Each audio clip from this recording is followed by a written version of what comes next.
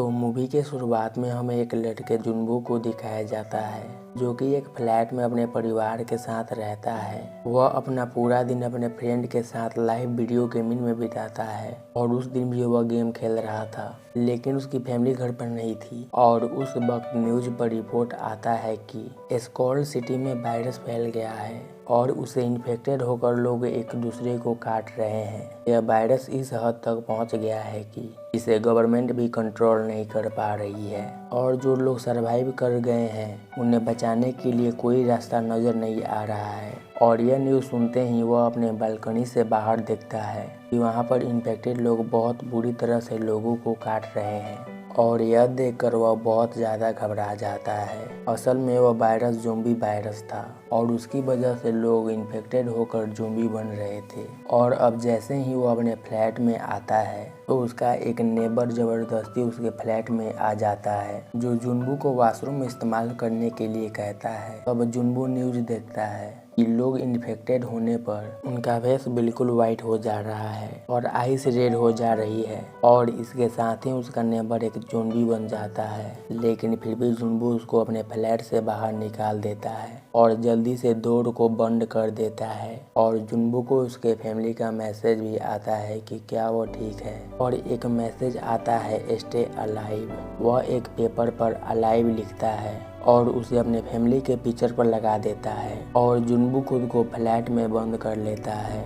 और गेट पर फ्रिज लगा देता है ताकि कोई भी ज़ोंबी अंदर ना आ पाए। और हेल्प के लिए सोशल मीडिया पर एक नोट स्टे अलाइव अपलोड करता है ताकि कोई उसकी पोस्ट को पढ़कर उसकी हेल्प करे, लेकिन कोई भी उसकी हेल्प के लिए नहीं आता है क्योंकि जहाँ पर वह रहता था वहाँ पर सारा ही एरिया ज़ोंबी से भरा हुआ था।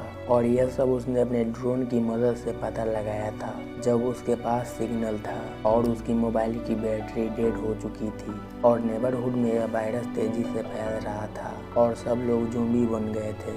और ज़ोंबी की खासियत यह थी कि ज़ोंबी बनने के बाद भी वो अपने डेली रूटीन की सारी हैबिट याद रखते थे, जैसे कि अगर वह सुबह ऑफिस जाते थे तो वह ज़ोंबी बनकर भी ऑफिस जा रहे थे। जुन्बो को याद आता है कि वह रेडियो की मदद से किसी को मैसेज भेज सकता है, लेकिन उसके घर में ऐसा कोई भी डिवाइस नहीं था। और ऐसे ही टाइम बीतने लगता है और हर दिन जुन्बो मदद लाने के लिए वीडियो बनाया करता था और ज़्यादा दिन घर में रहने की वजह से उसका सारा खाना और इंटरनेट भी ख़त्म हो गया था।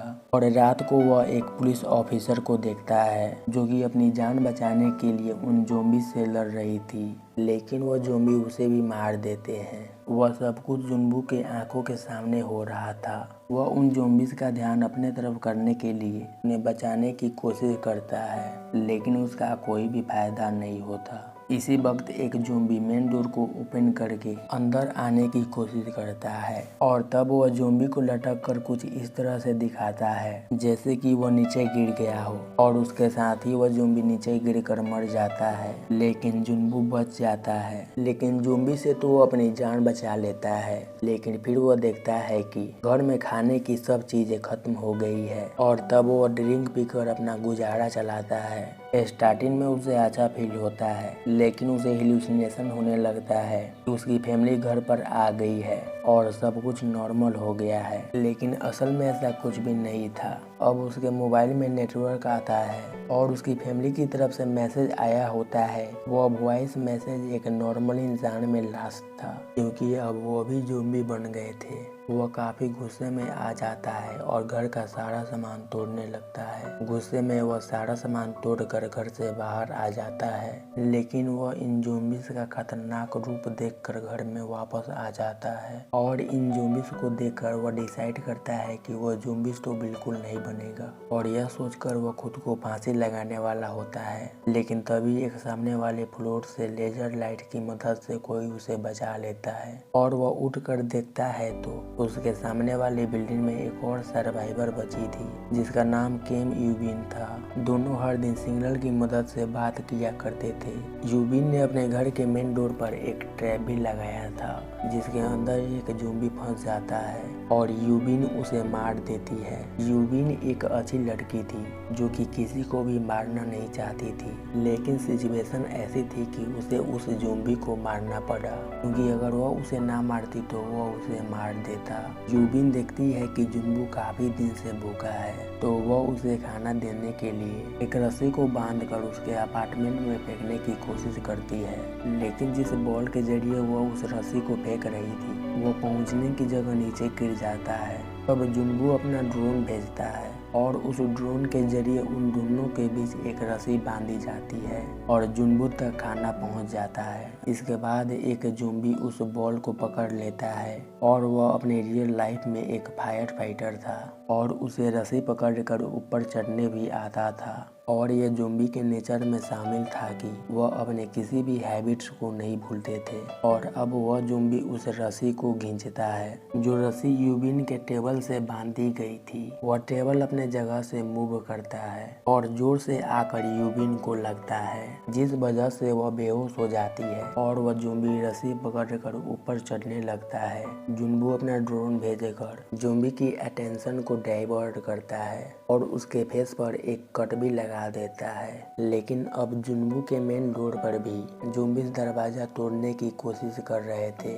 जिससे उसका ध्यान ड्रोन से हट जाता है और वह ज़ॉम्बी ड्रोन को पकड़ लेता है। लेकिन इसी दौरान यूबिन होश में आ जाती है और उस ज़ॉम्बी का हाथ काट देती है और वह ज़ॉम्बी नीचे गिरकर मर जाता है। जुनबू डिसाइड करता है कि वह आसपास के फ्लैट में जाकर खाना ढूंढेगा। वह एक ज़ॉम्बी के हाथ से चाबी लेता है और फ्लैट के अंदर चला जाता है और जिस ज़ॉम्बी से उसने चाबी लिया था, जुनबू को लगता है कि शायद वही फ्लैट का ओनर है। उसे वहाँ खाने के साथ ईयरफोन, वॉकी टॉकी और माउंटेन हाइकिंग का सामान मिलता है, जिसे वह सोचता है कि यहाँ पर रहने वाला आदमी काफ़ी एडवेंचरस था। और फिर वह बेडरूम में जाता है और वहाँ पर वह एक लेडी को देखता है जो कि मर चुकी होती है। लेकिन उस फ्लैट का मालिक ज़ॉम्बी आकर जुनबू पर हमला कर देता है, लेकिन वह किसी तरह से वहाँ से जान बचाकर निकल जाता है और वह ईयरफोन की मदद से रेडियो पर मैसेज भेजना चाहता था, लेकिन उस वक्त रेडियो भी डाउन था। वह एक वॉकी टॉकी यूबिन को भी भेज देता है और वह दोनों वॉकी टॉकी के जरिए काफी दिनों तक बातें करते रहते हैं।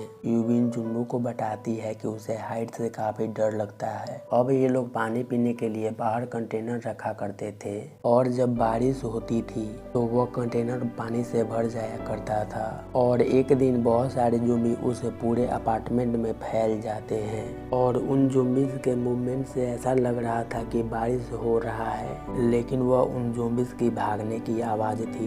भागदौड़ में ही यूबिन से कुछ चीज़ गिर जाती है, जिसे कि सारे के सारे ज़ॉम्बीज़ उसी के फ्लैट में आने लगते हैं। लेकिन तभी जुनबू यूबिन के साथ वाले फ्लैट में अपने घर के लैंडलाइन से फ़ोन कर देता है, जिससे कि वह सारे के सारे ज़ॉम्बीज़ यूबिन के साथ वाले फ्लैट में जाने लगते हैं। यानी कि इन ज़ॉम्बीज़ की सुनने की पावर काफ़ी ज़्यादा थी। ये दोनों बातें करते हैं कि अगर ये लोग ऐसे ही यहाँ पर पड़े रहेंगे तो मर जाएंगे। यूबिन बताती है कि उसने जुनबू के बिल्डिंग के 8वें नंबर फ्लोर पर किसी भी ज़ॉम्बी को नहीं देखा है, इसलिए उन्हें वहाँ जाकर अपने लिए खाना ढूंढना चाहिए। और अब वो नीचे आते हैं और उनकी ज़ॉम्बी से काफ़ी लड़ाई होती है। वह किसी तरह से अपनी जान बचाकर लिफ्ट में आते हैं और 8 फ्लोर पर जाते हैं, लेकिन ज़ॉम्बीज़ उनका पीछा नहीं छोड़ते और वो वहाँ भी आ जाते हैं। और तभी एक अनजान आदमी आकर उन दोनों को बचा लेता है और वो आदमी उन दोनों को खाना और पानी ऑफर करता है। यूबिन को उस आदमी पर पहले से ही डाउट था, इसलिए वह खाना नहीं खाती है, लेकिन बाद में उसे मजबूरन खाना खाना पड़ता है और वह आदमी सच में अच्छा इंसान नहीं था। वह उन दोनों को धोखा दे रहा था। उसने उन दोनों के खाने में बेहोशी का गोली मिला दिया था। उन दोनों के बेहोश होने के बाद वह उन्हें बांध देता है। असल में यह आदमी अपनी ज़ॉम्बी बीवी के लिए यूबिन को खिलाना चाहता था। वह यूबिन को अपनी ज़ॉम्बी वाइफ के रूम में फेंक देता है, लेकिन तभी जुनबू को होश आ जाता है और वह उस आदमी को गन पॉइंट पर कर देता है, लेकिन वह आदमी फिर भी नहीं सुनता। यहाँ पर यूबिन उसकी ज़ॉम्बी वाइफ का चेहरा कपड़े से ढककर उसी आदमी पर छोड़ देती है, जिस वजह से वह औरत अपने ही पति को काट लेती है और यूबिन उन दोनों को मार देती है। और अब गोली की आवाज़ सुनकर सारे ज़ॉम्बीज़ उस फ्लैट की तरफ आने लगते हैं और तभी यूविन जुनबू को कहती है कि वह उसे शूट कर दे और तभी उन्हें हेलीकॉप्टर की आवाज़ सुनाई देती है और वह दोनों ज़ॉम्बी का काफ़ी मुकाबला करते हुए छत पर आ जाते हैं, लेकिन वहां पर उन्हें कोई भी हेलीकॉप्टर नजर नहीं आता और वह बची कुची गोली से ज़ॉम्बीज़ को शूट करते हैं और तभी अचानक से वहां पर हेलीकॉप्टर आ जाता है और ज़ॉम्बीज़ को शूट करते हुए उन दोनों को हेलीकॉप्टर में सही सलामत बचा लिया जाता है और वहां से निकलते ही सिग्नल भी आ जाता है और उनके फैमिली और फ्रेंड्स का मैसेज देखकर वह खुश हो जाते हैं और अपनी पिक्चर नेट पर अपलोड करके अपनी लोकेशन बताते हैं और यह मूवी यहीं पर ख़त्म हो जाती है।